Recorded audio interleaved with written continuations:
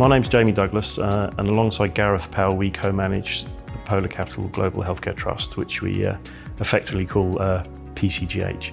But actually, we're part of a much broader team of 9 individuals, and across that team, there's a huge range of experience.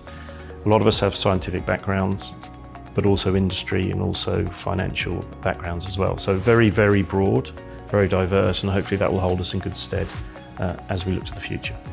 So there are multiple reasons why we're so excited about healthcare as an investment opportunity. I mean, firstly, the backdrop for secular growth is quite strong in terms of an aging demographic and lots more long-term illnesses. But actually, if you dig deeper down, there's lots of different drivers within that. And so that might be innovation. I think healthcare is incredibly innovative as a sector. We have strong growth potentially from emerging markets. There's lots of disruption in terms of how patients are treated. You know, can you treat them not in a hospital, more in a more cost-efficient surgery centre, for example?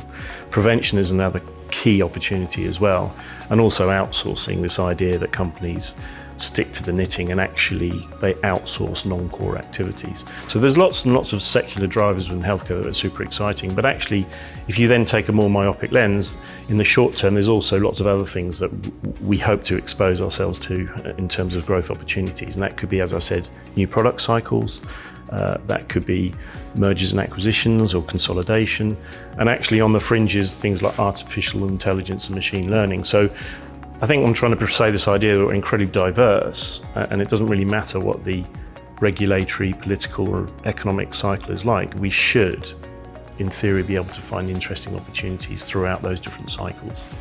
So it is diverse, and that makes it exciting. So I guess one of the big questions might be, how do we go about picking stocks? So the first and most important thing is we're extremely fortunate because we've got such a big experienced team, and so idea generation really is the lifeblood of what we do.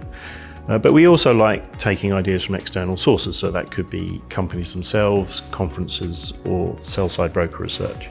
So that's the first thing. Then we'll really try and filter down, think where do we want to get exposure and where do we want to allocate capital in terms of which subsectors might be super exciting.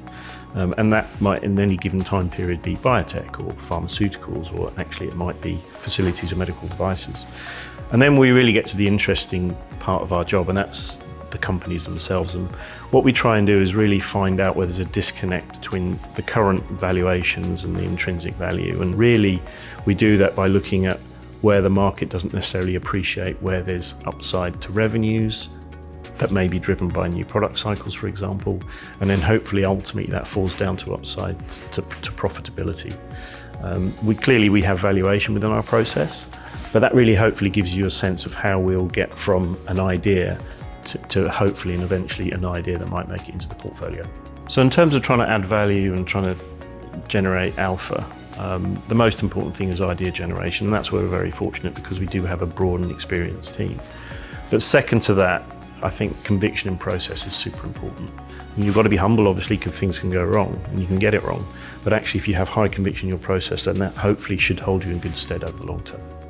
So in terms of PCGH itself, if you potentially invest in a vehicle or a similar vehicle, what you're essentially doing is getting yourself exposure to a diverse portfolio of global healthcare companies, a sector in healthcare that we feel has got long-term structural growth, but also has within that and in the various subsectors some dynamism. So at any given point in the cycles, whether they be regulatory or economic, hopefully you'll be able to get exposure to some of that growth and ultimately, hopefully, generate some attractive returns.